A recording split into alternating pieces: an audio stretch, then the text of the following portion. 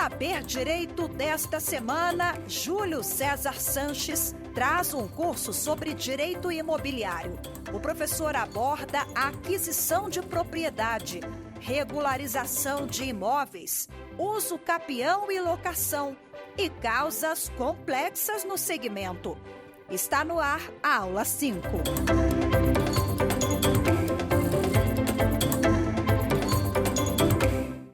Vamos lá, vamos para o último bloco. Sou o professor Júlio César Sanches, esse é o programa Saber Direito da TV Justiça.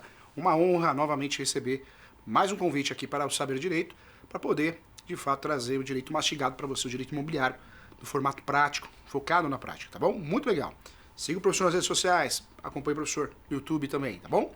Vamos juntos? Vem comigo aqui, ó. Vamos lá. Nesse momento eu quero falar sobre as sessões. Nós fazemos muita confusão.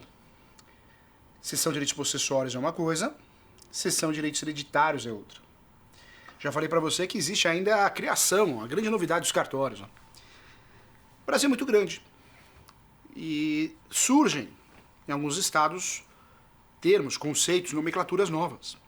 Então alguns cartórios criaram a sessão de direitos. Muitos entendem que a sessão de direitos é para substituir a sessão de direitos possessórios.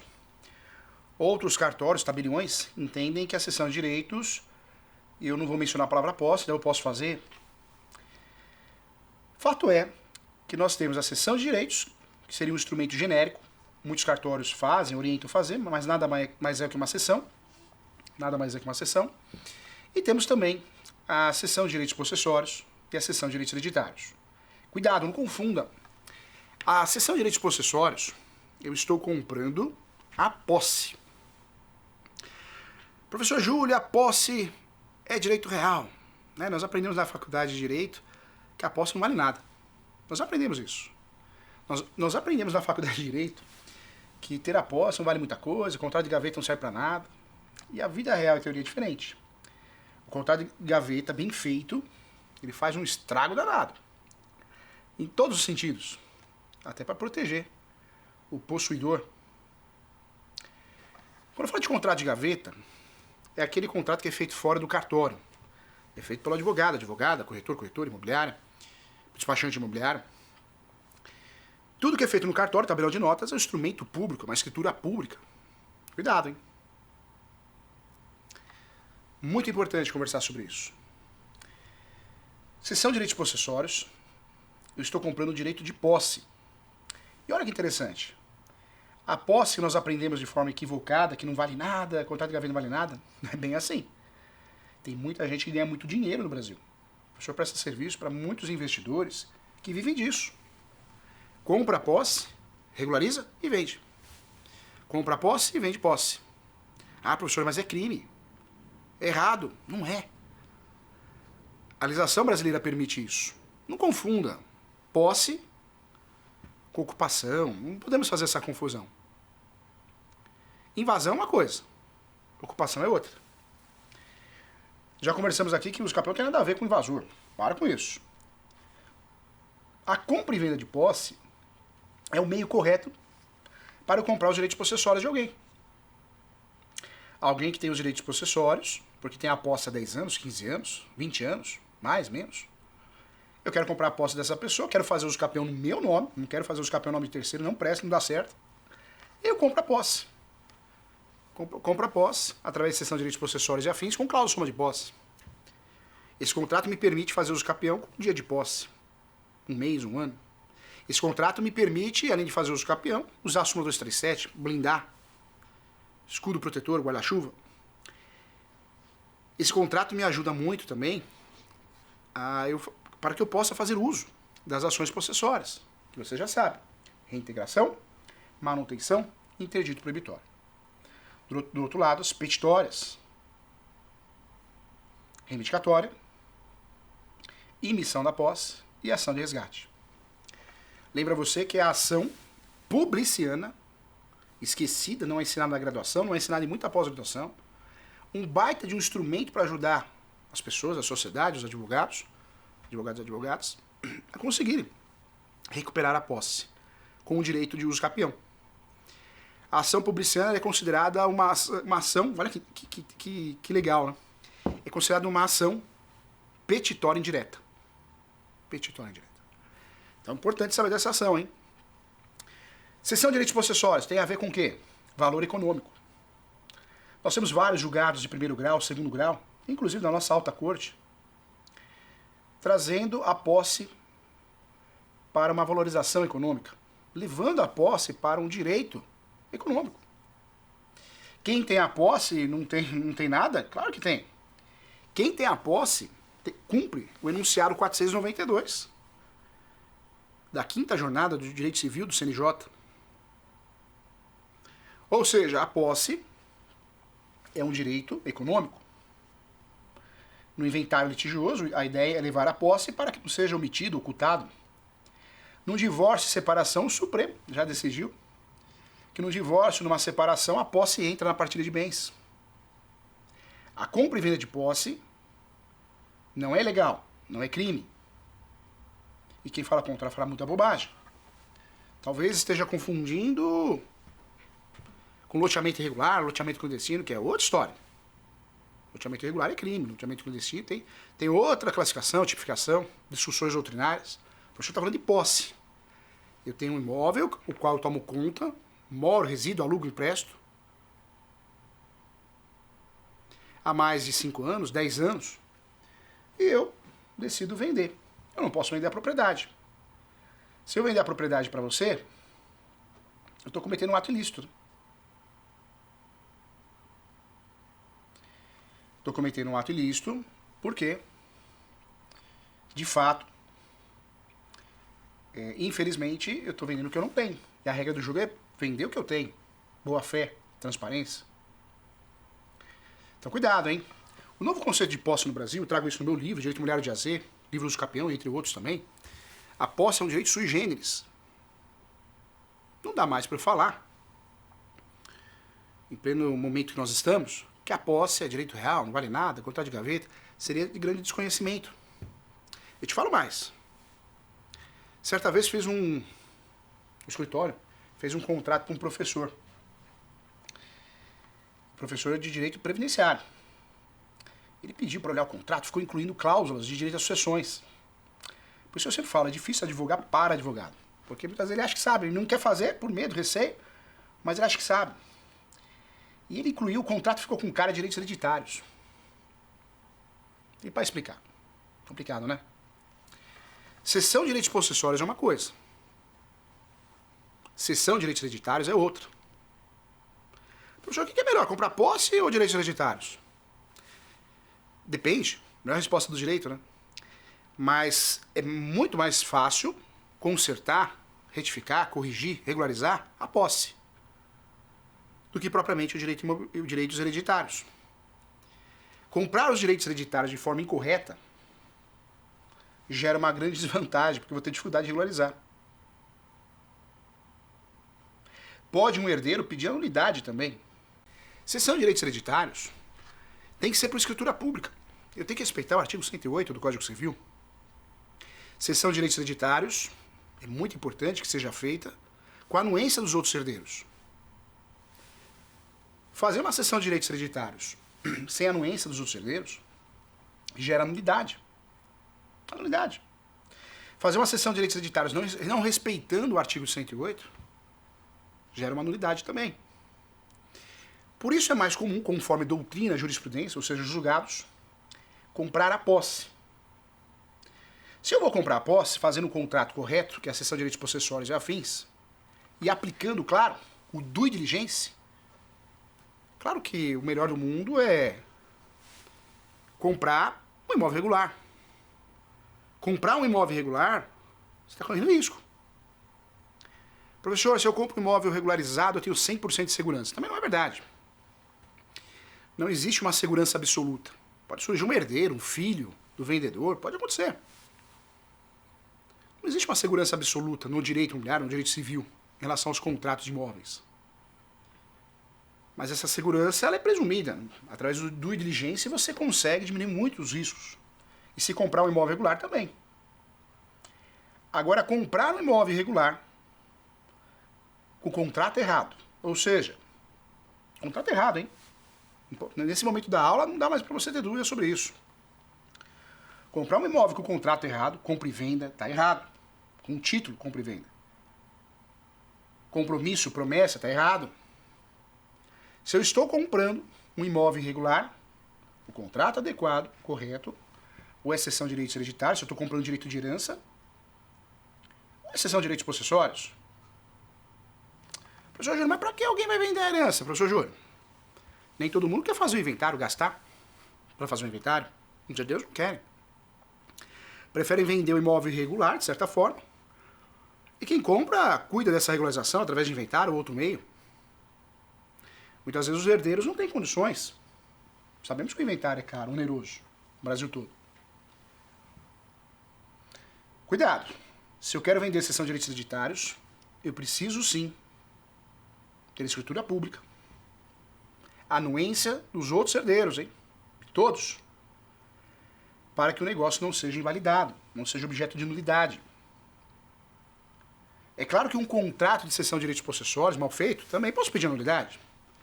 Mas a doutrina e a jurisprudência esclarece muito bem a não necessidade de fazer por instrumento público.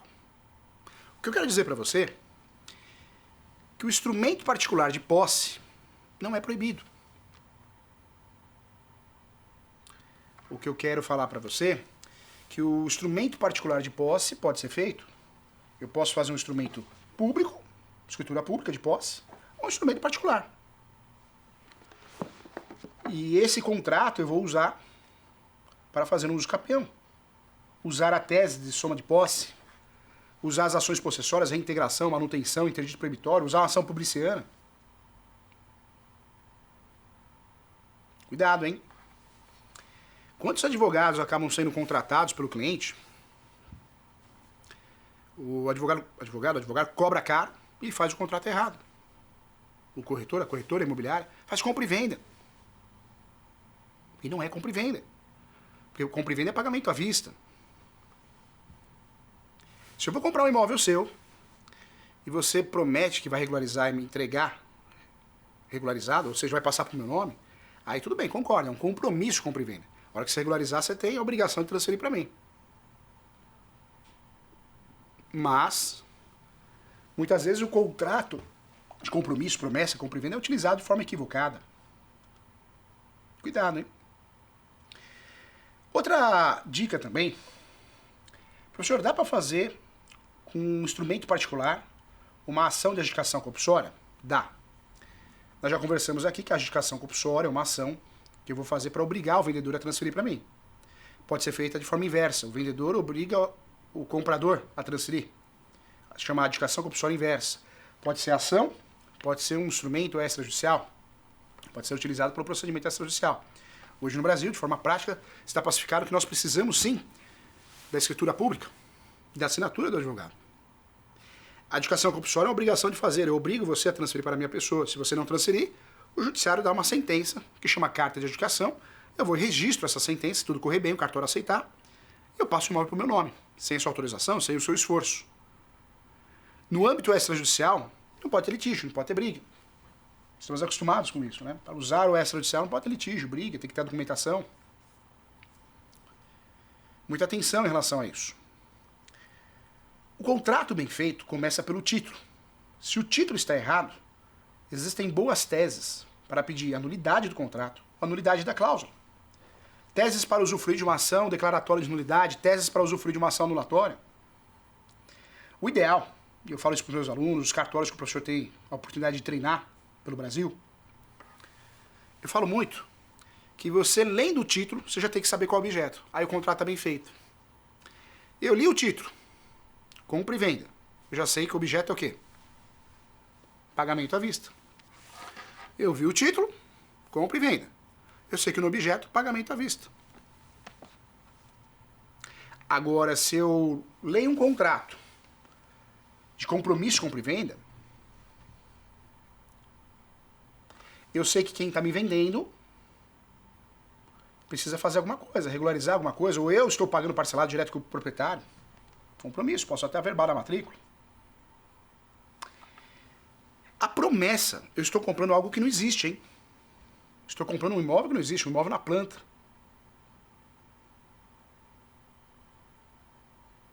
Quando eu falo de cessão de direitos hereditários, eu leio cessão de direitos hereditários, estou comprando direito de herança. Essa pessoa comprando direitos hereditários, ela pode fazer o inventário no lugar dos herdeiros. Do meiro, meira. E quando eu falo de cessão de direitos possessórios, eu estou falando de um contrato que eu estou comprando a posse, os direitos possessórios.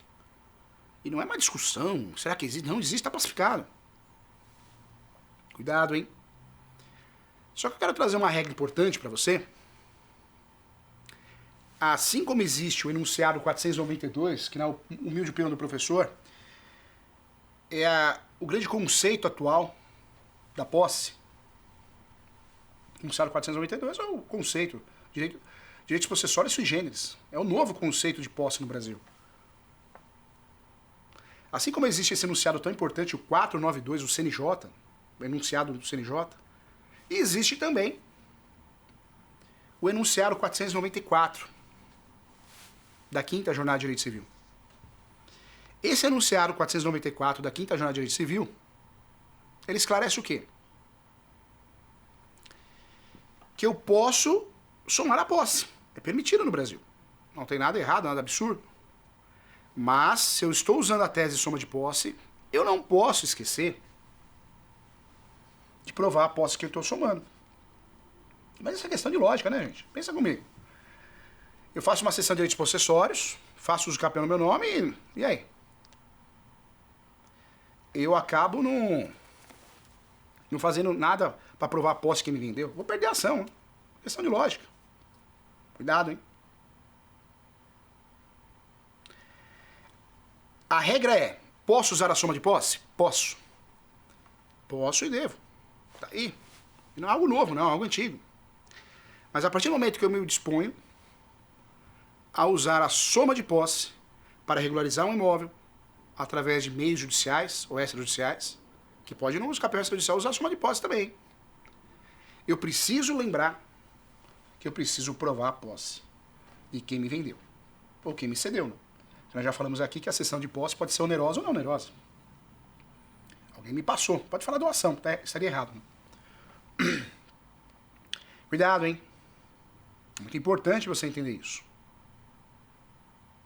A advocacia imobiliária tem vários nichos de atuação. Faltam bons advogados para atuar no direito do consumidor imobiliário. Faltam bons advogados para atuar, sim, no direito penal imobiliário. Lá no escritório, o escritório é especialista em direito imobiliário. Só que nós atuamos em todas as frentes de direito imobiliário. Então, um cliente que precisa da nossa ajuda, da minha ajuda, porque ele vendeu e foi enquadrado no crime de loteamento irregular. O escritório ajuda. Uma posse, alguma coisa assim. Então, os crimes imobiliários que existem podem ser estudados no direito imobiliário. Tem um livro da editora Ninize, digita lá, editora Ninize, você vai achar. Direito consumidor, ou seja, o advogado que vai atuar na compra e venda de imóveis na planta, incorporação, revisional de juros e taxas abusivas. Quantas taxas abusivas são cobradas? Você que está nos assistindo, quantas pessoas precisam do advogado, advogada? Porque tem juros abusivos, taxas abusivas. E cuidado com as revisionais, hein? Muita gente, por falta de experiência, eu tenho o direito de rever o contrato, só que provar juros abusivos no Brasil não pode ser feito de qualquer jeito, senão você não ganha. Tem que ter laudo, tem que ter perícia, tem que ter boas fundamentações, senão não ganha. E fazer uma ação revisional mal feita, o que vai acontecer? Você não vai resolver o problema do cliente, vai continuar pagando a mesma prestação da alienação fiduciária e a bomba vai vir. Você vai ter que recorrer, normalmente não tem justiça gratuita, haja taxa judiciária, taxa recursal. Aí chega um certo momento, não cabe mais discussão, chegou na nossa alta corte, vem a sucumbência, a surpresinha, o Kinder Ovo. Cuidado, tá? Existem outros meios estratégicos da gente conseguir ajudar o nosso cliente. Talvez uma ação de rescisão de contrato. E não confundem. Rescisão de contrato é uma ação que eu quero o fim do contrato, a rescisão do contrato, judicialmente. Posso pedir tutela antecipada. Mas eu posso fazer uma obrigação de fazer, eu posso fazer uma ação de exigir contas, para que o banco preste contas de quanto eu paguei, quanto eu devo, chega uma hora eu não sei mais o que eu estou devendo, estou pagando, e trabalhar muito bem uma audiência de conciliação. Quantas dicas, né? Chamado pulo do gato. Quando eu falo de distrato, é um acordo. Eu faço o distrato com você, chegamos a um acordo, um consenso. O direito imobiliário é muito interessante e merece uma especialização de alto nível, porque tem muita lei, muitas leis, né, no plural, muita, mas muitas leis sem eficácia.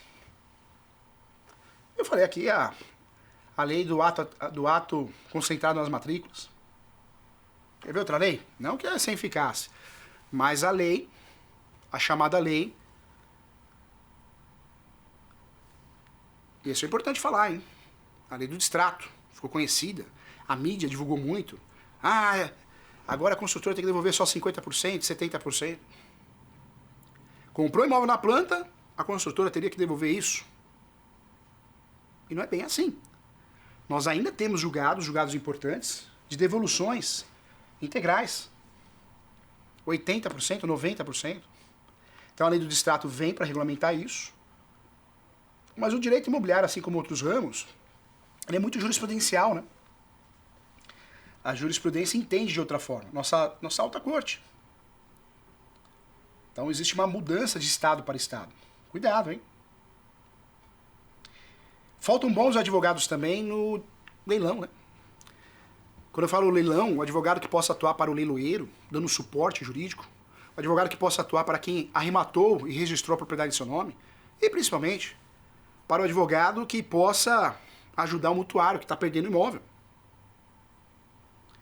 Eu costumo dizer que na nossa profissão no direito, eu acho que todos os ramos é assim, mas a nossa profissão na advocacia tem muito palpiteiro. As pessoas querem vender uma ideia para vender o serviço. Eu nunca vou esquecer uma cantora sertaneja que eu atendi. E eu fui muito sincero, eu falei, olha, você comprou o imóvel da sua amiga não pagou a alienação fiduciária. Não tem o que fazer. A alienação fiduciária é leilão extrajudicial. O imóvel vai ser arrematado por alguém, essa pessoa, registrando, conseguindo fazer o registro, ela vai fazer, se você não sair, sua mãe não sair, seu filho não sair, vai fazer uma ação contra você, para tirar você do imóvel. Eu sou muito sincero, a gente tem que ser verdadeiro. Estava falando agora para a equipe aqui. Professor, hoje eu escolho sim. Estou aqui na TV Justiça por você, pelos convites, né? Que são feitos para ajudar, com muito carinho, de forma voluntária. Quando eu falo de palestra, hoje eu escolho, não vou dar palestra em qualquer lugar. Na verdade, eu escolho o público que precisa da minha ajuda. Não é pro luxo, nada disso. Que bom, né? Você chegar um momento que você pode escolher. Você não pode sair fazendo as coisas, atropelando. Qualidade de vida, saúde. O professor já tocou muito a carreira profissional, graças a Deus foi um sucesso. O livro de direito imobiliário mais vendido no Brasil é o meu. Tenho orgulho de falar. Não que autor, né, no Brasil ganhe muito dinheiro, mas de fato é o livro mais vendido no Brasil. De direito imobiliário é o meu.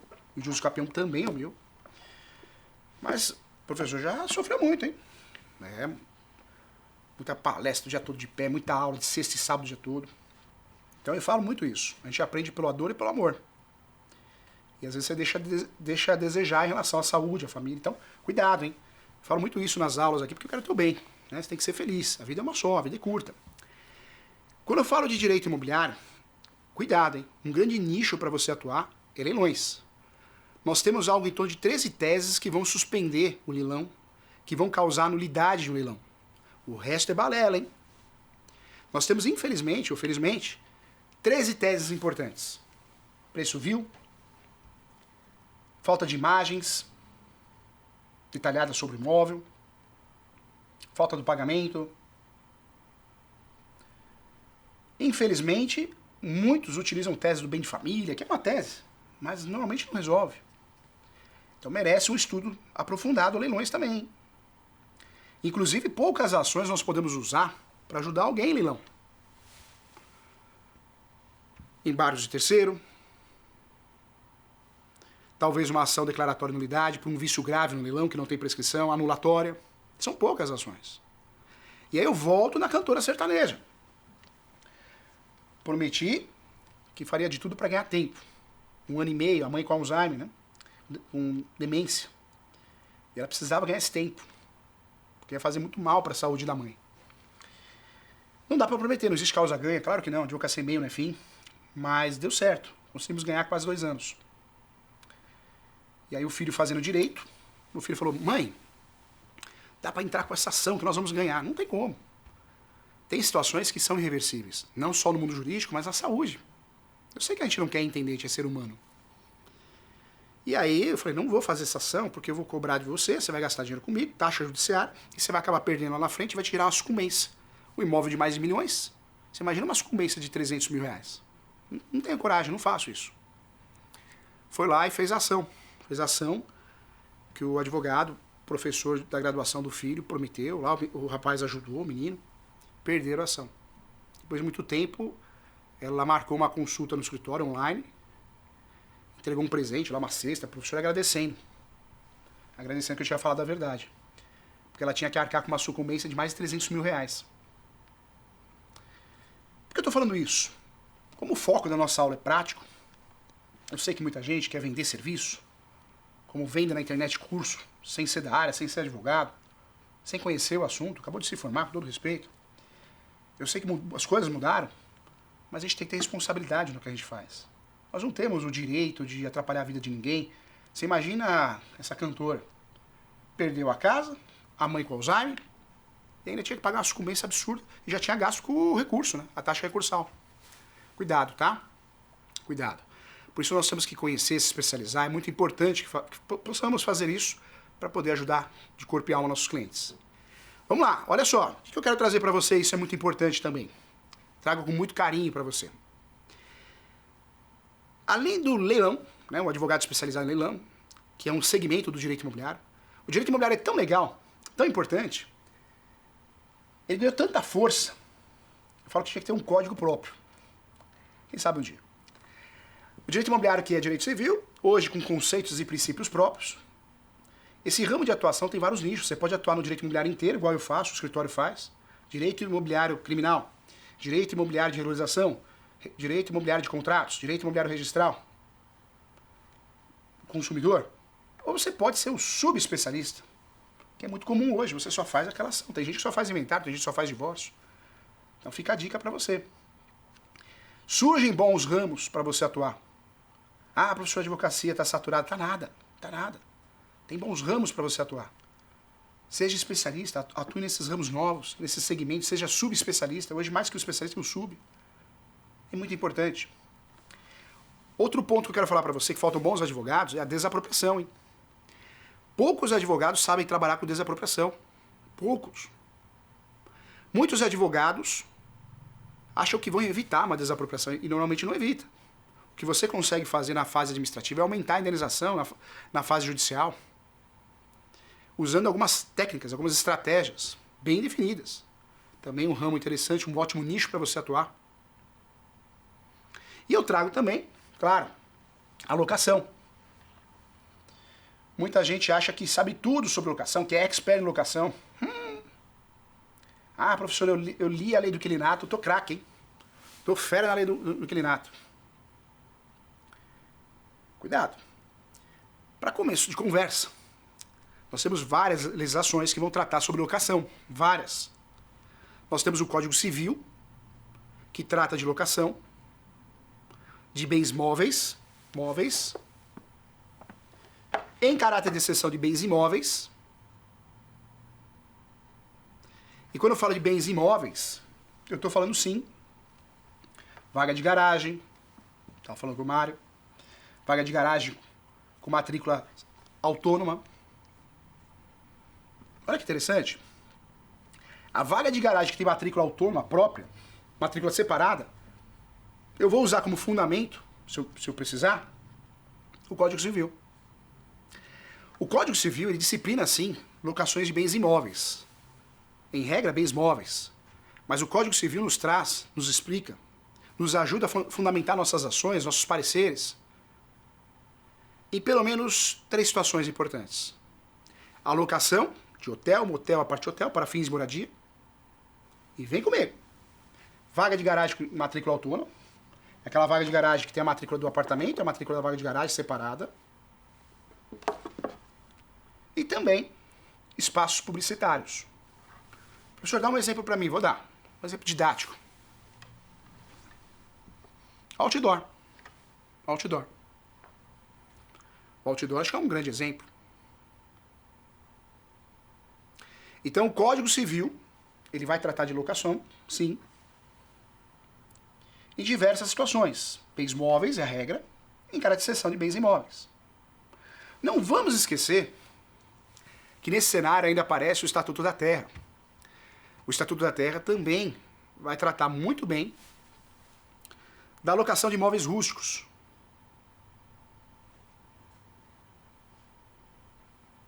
Sítio, chácara, fazenda. O Estatuto da Terra, ele trata do arrendamento rural.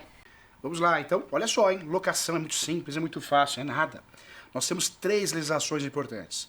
Lei do Inquilinato, Lei 8.245 de 91, a famosa Lei do Inquilinato, né? O professor que escreveu também um livro recentemente, com o professor Fernando. O professor fez comentários de cada artigo da Lei do Inquilinato. Muito legal, vale a pena também. Se eu não me engano, a editora Mizuno também.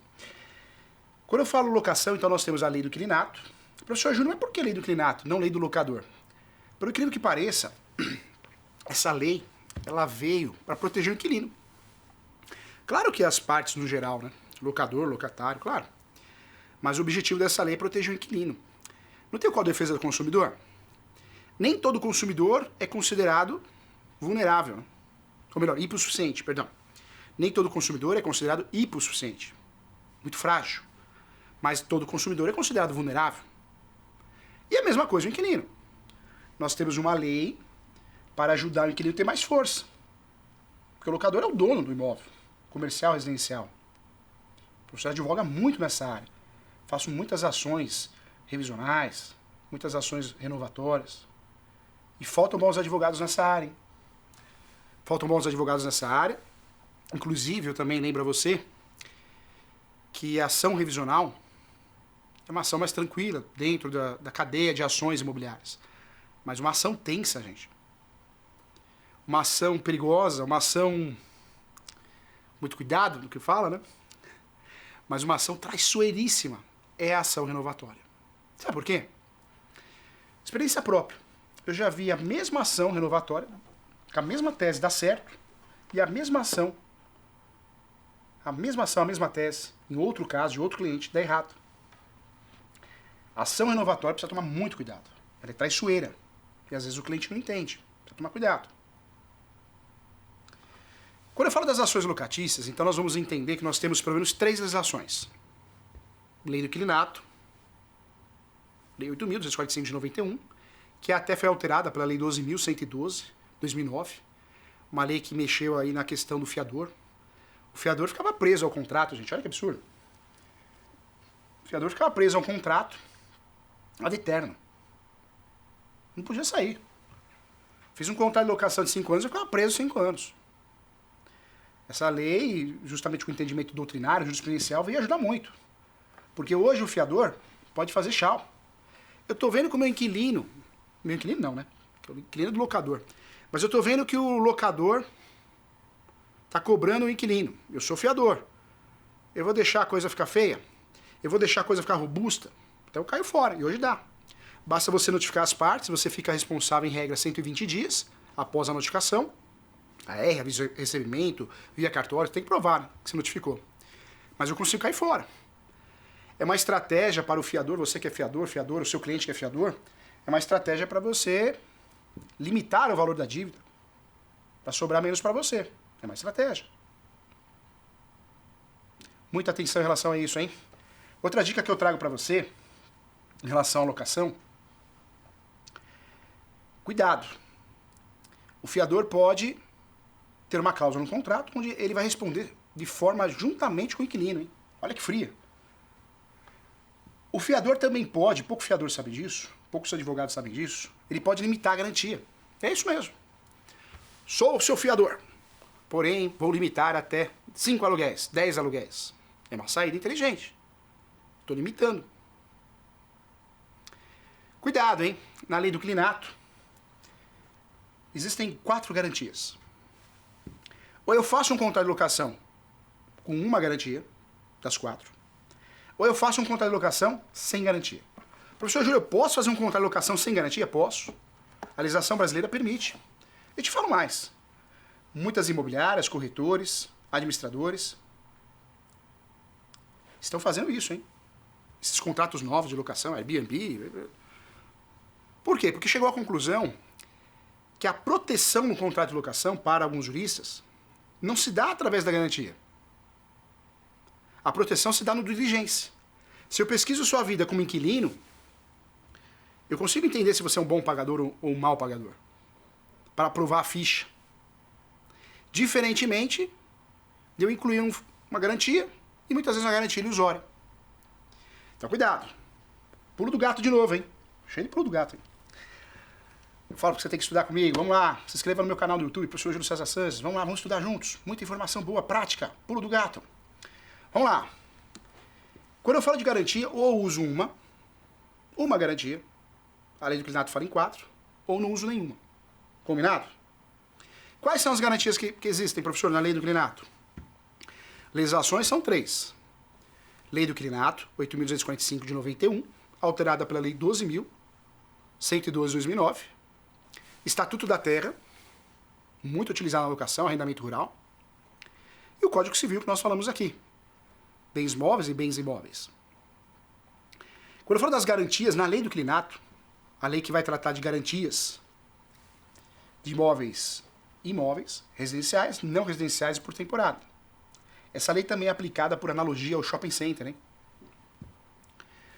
Quando eu falo dessa lei, essa lei traz 4 garantias. Eu posso fazer um contrato sem garantia ou um contrato de 4 garantias expostas na lei. Eu posso usar uma. Cuidado, hein? Depois dessa aula você vai ficar desconfiado. O professor Júlio, eu faço muita mentoria para advogado corrigindo peça, corrigindo contrato, ensinando, explicando, treinando. Mentoria particular, online, presencial no escritório, Brasil todo.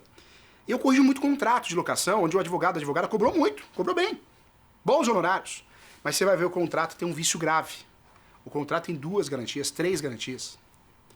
Eu nunca vou esquecer uma senhora, uma advogada, que fez o contrato para a mãe dela. E ela colocou 2 garantias. E eu corrigindo o contrato online na minha plataforma. O professor tem uma plataforma para te atender com exclusividade. Na mentoria particular. Corrigindo o contrato, falei, doutora, esse contrato tem 2 garantias, não pode. Um contrato com 2 garantias gera nulidade.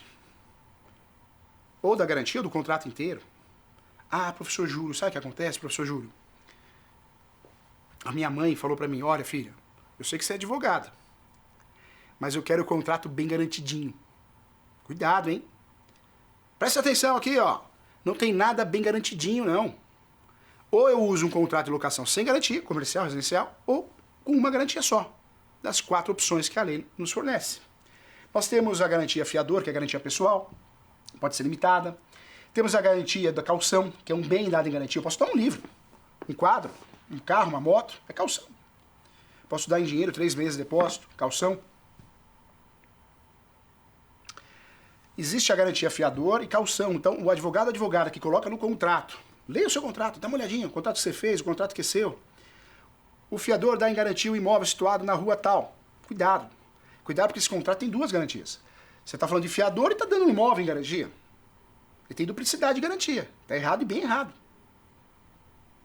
Você gerou a nulidade do contrato, você gerou a nulidade da garantia. Cuidado, hein? Quero o seu bem, quero o seu sucesso. Não quero que você erre. Tem mentoria para isso. Olha só, quando eu falo de contrato de locação, ou eu faço sem garantia, ou com garantia. Contrato de locação residencial e não residencial. A lei do inclinato ainda trata da locação por temporada, hein? Acontece muito no Brasil, caso de veraneio, caso de praia. É muito comum. Quando eu falo da lei do inclinato, é um microsistema. Porque a lei do inclinato, ela traz questões materiais. É uma lei que trata de questões materiais. Mas é uma lei que trata também de questões processuais. Infelizmente, na lei do inclinato, nós não aprendemos a fazer algumas ações importantes. Na lei do inclinato, nós temos a ação revisional, para aumentar ou diminuir o valor do aluguel. Tem legitimidade ativa o locador ou locatário. Na lei do inquilinato, nós temos a ação renovatória, para renovar a locação, o contrato de locação, a relação locatícia.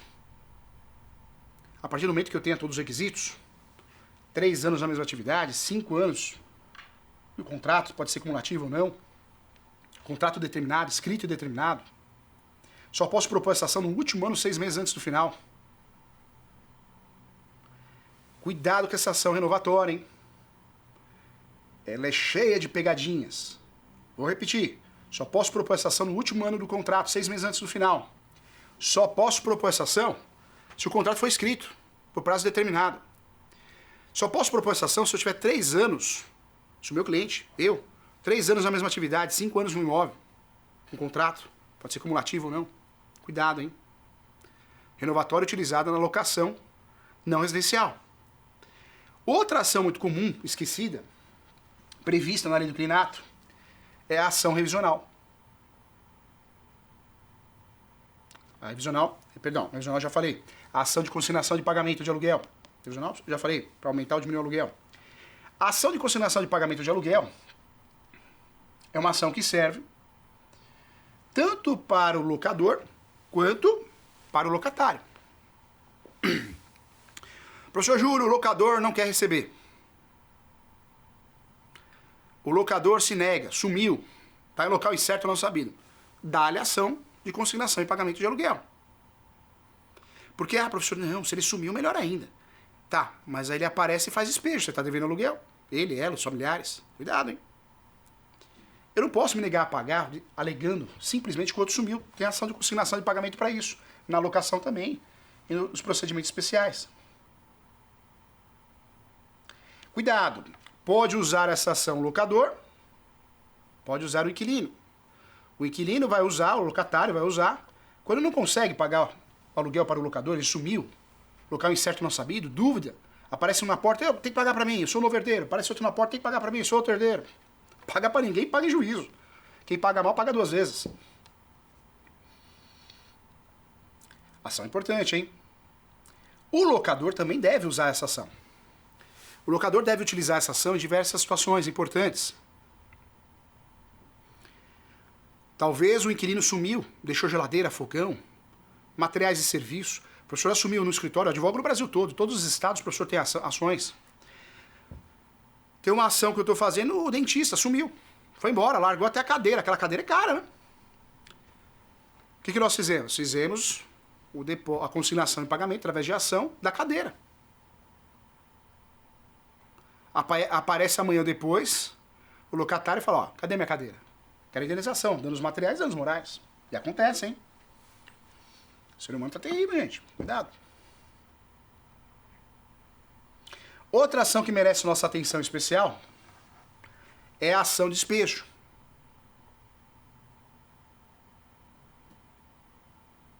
Muita gente acha que a ação de despejo é uma ação que eu só vou usar quando existe falta de pagamento, e não é verdade. A ação de despejo ela pode ser feita em diversas situações. Existe sim o despejo por falta de pagamento, despejo por denúncia vazia, porque o contrato chegou ao final, está vencido, não tem mais contrato escrito, despejo por ato ilícito, o professor fez um despejo, o inquilino montou um bordel, e o professor foi procurado pelo locador locatário, e não queria que fosse um bordel lá. Fizemos a ação de despejo, provamos que o imóvel era um bordel. Existe o despejo por descumprimento contratual. Combinamos um contrato que não pode pintar a parede verde, porque é palmeirense, o outro é corintiano, não sei. Dando um exemplo, flamenguista, outros times. Tem contrato, tem que ser respeitado as cláusulas, em regra, só se for abusiva, e for considerada abusiva, judicialmente falando. Outra ação de despejo que me chama a atenção é o despejo por ato ilícito. E pouco advogado sabe disso. Não aprendemos na graduação de Direito, hein? E não aprendemos essas pós-graduações que é uma revisão de Direito Civil. Às vezes você paga a etiqueta, hein? O despejo por ato ilícito aconteceu no escritório recentemente. Um cliente procurou o professor Júlio porque o cliente me procurou meu escritório, porque ao lado ele fez a locação do imóvel do lado. E esse meu cliente morava ao lado, né? Então ele tinha uma outra casa ao lado. Só que a casa dele é um sobrado. Então, subindo na laje, um imóvel grande, os dois imóveis grandes. Subindo na laje, ele percebeu que o inquilino dele, da esposa, tinha um terreno grande no fundo, terra, espaço para plantar, mas ele percebeu que plantou maconha. Maconha. Com receio de algo acontecer, alguma coisa sobrar para ele, para ela, o casal me procurou para fazer uma ação. O aluguel era pago em dia? Era pago em dia. Nunca atrasaram um dia, pagava até antecipado. Só que foi decretado despejo por ato ilícito. Olha só como nós não conhecemos despejo. Olha só como nós fazemos confusão achando que despejo é só por falta de pagamento. E não é, né? Eu tenho várias teses. No Brasil nós temos mais de 38 a 42 teses de despejo, porque alguém pode ser despejado. E aí te falo o pulo do gato, hein? Presta atenção, que isso aqui você não aprendeu na graduação. Não aprendeu, não. Muito menos na pós-graduação que você fez. Não aprendeu nada. Existe o despejo que pode ser feito pelo inquilino, hein? Não, professor. Para. Não paro não, porque é verdade. O inquilino também pode pedir despejo. Muita gente acha que o inquilino só pode ser despejado, mas o inquilino pode pedir o despejo. Existe a ação chamada ação de rescisão de contrato, de locação, mas esse nome pode ser utilizado como ação de despejo por culpa exclusiva do locador. Essa você não aprendeu na graduação e muito menos na pós-graduação. Existe despejo por culpa exclusiva do locador. Eu tenho uma relação locatícia, sou inquilino de um imóvel comercial. Tem um açougue, tem um lava-rápido, e o locador fica me atrapalhando, me perturbando. Olha, não quero que use produto para lavar o carro, não quero que o açougue que funcione no final de semana, a geladeira, o freezer. Eu, percebendo que eu estou sendo induzido a falir, a quebrar, eu uso o despejo, quero a rescisão do contrato para não ter multa.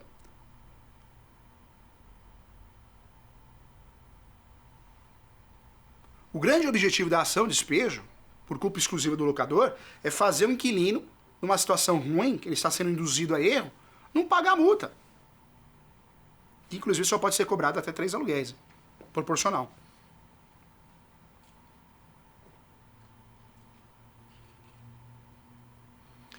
Olha quantos motivos eu tenho para despejar alguém, hein? Você que está assistindo aí. Mande essa aula para o seu sócio, sócia, seu parceiro. Ele tem que acompanhar você. A pior coisa que tem na advocacia é você ter assessores, colaboradores que não acompanham, né? Aí você não consegue desenvolver. Então manda essa aula para ele, para ela. Vamos divulgar. Se inscreva no meu canal no YouTube, professor Júlio César Sanches, né? minhas redes sociais também. Leia meus livros. Vem fazer pós comigo. Digita lá, Portal ESU. No Google você acha. ESU. Cuidado. 2 ações que não aparecem, infelizmente. Infelizmente não aparecem na lei do inquilinato. A lei do inquilinato nós temos a ação de despejo, legal, tá lá, tem lei, tem artigo, tem lei, é a lei do inquilinato. Né? A consignação de pagamento também aparece muito bem. Aí aparecem mais 2, né? São 4 ações que aparecem na lei. Despejo, consignação de pagamento, revisional e a renovatória. Só que o direito imobiliário é muito prático. Tem muitas ações doutrinárias e jurisprudenciais. Ações que não aparecem em lugar nenhum. Ou melhor, aparece na doutrina, na jurisprudência. E o advogado só vai fazer essa ação, o operador de direito só vai fazer essa ação quando ele é muito estudioso, igual você que está me assistindo aqui, que acompanha o professor nas redes sociais, no meu canal do YouTube, Júlio César Sanches. Porque se você não tiver antenado, você nem sabe que existe. E muita pós-graduação você não aprende, não. Nós temos a chamada ação de indenização de fundo de comércio. A ação de indenização de fundo de comércio. Essa ação de indenização de fundo de comércio é uma ação que eu vou pedir. Eu, inquilino, tenho um posto, um lava-rápido, estacionamento, um restaurante. O locador do nada pede o imóvel de volta, manda notificação, não quer renovar o contrato. Então eu posso pedir uma indenização da clientela que eu constituí ali a partir de 5 anos. Quantos inquilinos acabam perdendo o seu ponto, a sua vida, tendo que dispensar funcionários por falta de conhecimento dessa ação maravilhosa? Olha o nome da ação. A ação de indenização de fundo de comércio. Existe ainda ação reparatória de luvas. A luva no Brasil é crime, hein? Olha, para você alugar meu estúdio aqui, eu quero 100 mil reais. Inicialmente, tudo bem. Para renovar o contrato, não pode ser cobrada a luva. É crime. É ato ilícito. Cuidado, hein? Muita atenção, muito cuidado em relação a isso. Outra ação que nos interessa muito, a chamada ação de indenização de benfeitorias. Professor, mas a regra é clara. O locador tem que saber que eu estou fazendo benfeitorias, tá? Mas o locador percebendo que eu estou fazendo benfeitorias e também não fala nada, existe um entendimento também que ele está ciente. Gastei 300 mil lá para montar uma franquia, como que ele não sabe? Como que não tinha autorização dele? Se ele fez visitas ao local? Infelizmente, são ações desconhecidas, né? Chegou o momento que eu gosto muito, no nosso momento, momento especial, que é o Kiss. Quais são as ações locatícias? A. Emissão na posse. B. Possessórias. C. Obrigação. D. Despejo de outras. Qual que é a alternativa correta, hein? Despejo de outras. Ações locatícias são previstas na doutrina, na jurisprudência, as chamadas ações atípicas, mas as ações locatícias são previstas na lei do inquilinato, Lei 8.245 de 91. Nós temos despejo, conciliação de pagamento, revisional, renovatória, dentro da lei, fora da lei, de forma atípica, reparatória de luvas, indenização de fundo de comércio e indenização de benfeitorias realizadas. Legal, né? Vamos lá, vamos para a próxima.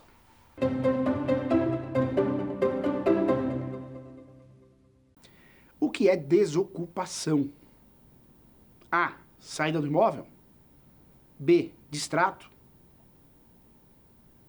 C. Acordo em tribunal. D. Compensamento. Qual que é a resposta correta, hein? Saída do imóvel. Vem comigo, olha só. Quando nós falamos de desocupação, isso quer dizer emissão. Emissão de posse é o termo jurídico utilizado para desocupar o imóvel. Emissão na posse. Não confunda. O direito ele é confuso, né? Você pega em alguns países, nos Estados Unidos mesmo, recurso é recurso, apelação é apelação, todos os recursos têm o mesmo nome. No Brasil, não. Você pega no direito imobiliário, no direito civil, processo civil, recurso de apelação. Você pega em outros ramos o recurso como trabalhista, lá é recurso ordinário, se eu não me engano, não é isso? Então nós temos recursos diferentes com nomes diferentes, prazos diferentes, inclusive. Por isso eu falo, tem que especializar, senão não dá. No direito civil, no processo civil, emissão da posse quer dizer o quê? Desocupar, sai. É isso. A emissão de posse pode ser feita como uma ação, a ação de emissão de posse, ou pode ser um pedido. Toda vez que eu peça para desocupar o imóvel, eu estou fazendo um pedido de emissão. Então, na ação de emissão, tem pedido de emissão, automaticamente. Reivindicatória, reintegração de posse e até na ação de despejo. Porque tudo que eu peço para desocupar é emissão, tá bom? Então, legal, hein? Vamos para a próxima.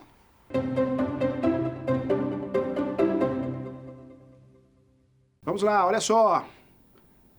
Quais são as legislações pertinentes à locação? A. Código Civil. B. Lei do Inquilinato e outras. C. Estatuto da Terra. D. Lei do Consumidor. Vem comigo.